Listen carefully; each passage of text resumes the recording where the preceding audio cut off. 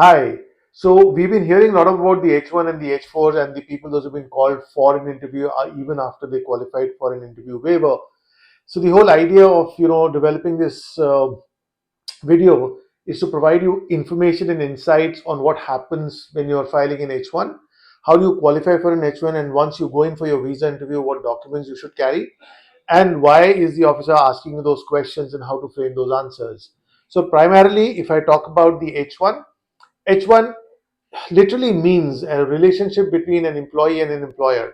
That's the most important thing. Once when we see if there's a disconnect between the employer and employer, for example, if there's a vendor in between, or if it's a consultant in between, or if you have an end client, that sounds trouble. The officer wants to know who is actually, looking at your work, who's monitoring your work. Is there a direct relation or a correlation between the employee and employer? So make sure that the relationship between an employee and an employer is absolutely clear. So that's one. So before I even get into how to qualify for your H1 during the interview, let's back off a little bit and understand when you essentially apply, or when your file is going in for your what do you say, for the lottery, there has to be an LCA done, the labor certification, and then there has to be an employee contract, and then the I-129 gets filed. Once the I-129 is filed, it goes into the lottery, and once the lottery comes out, and if you do qualify for your H1, you will get an approval notice called the I-797. So make sure that you keep your I-797 handy with you even when you're starting filling your DS-160, your visa application form. And when you go in for your visa interview, you have to carry that. So the first thing is the employee-employer relationship, right? And so the documents that would the visa officer require when you go in for your visa interview is going to be, of course, your visa application form called DS-160, the approval notice called the I-797, the also make sure to carry a copy of your I-129, which is the entire petition. Read the entire petition for sure, because there's a job description which goes into it. Read your LCA as well, because the lawyer would have drafted what is the requirement and how do you fit in into that requirement. What is it justified you to stand out in terms of getting employed by a particular employer. So read your LCA, read your I-129. I-129 has a lot of important information on that, like the number of employees, when the company was established in the US, what is the turnover of the company, what is the salary that you're getting. So make sure that you know those numbers, which is very crucial when you go in for your visa interview.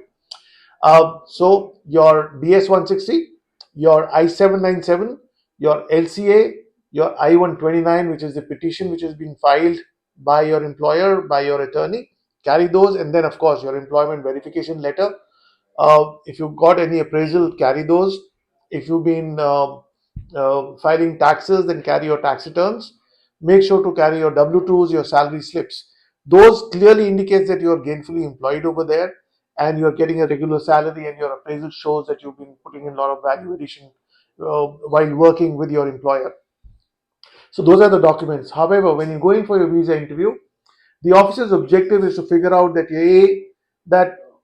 do you have a clear relationship between you and your employer, right? So there has to be a correct connecting what do you say chain of command between you and your employer, right? So if there's a vendor in between, so you should know who that vendor is. If you have a consultant in between, make sure that you know who the consultant is. What are your job roles, and how do you justify that there is a relation between you and your employer directly, rather than going through a consultant or going through a vendor or your end client.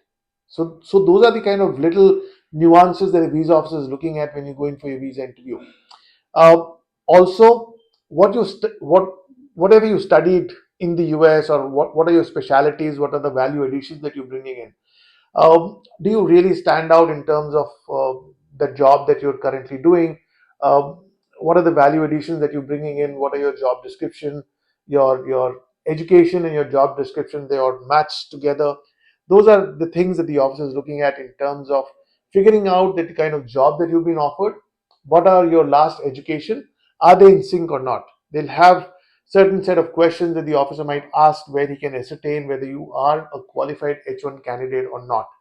In case if you're going in along with your spouse, So make sure that you carry the marriage certificate, your marriage photographs for sure. And if you've been studying in the US, make sure that you carry all your I-20s, which is duly stamped previously by the ISSO office, which says that employment authorization and travel authorization has been granted. And once you did your change of status from your F1 to an OPT, make sure that you carry the approval notice as well, called the I-797 change of status. Officers are also looking at if you did overstay or were there any gaps between your F1, your OPT, or OPT to an H1. Make sure that you're carrying documents which covers all of that. And we would be posting more videos, and I hope that this is useful. We would love to hear from you. If you like the video, please give your comments to us. If you have any questions, please post your questions. We will be more than happy to connect and give you those answers. Also, if you know somebody who needs this, please share it with them as well. Thank you so much.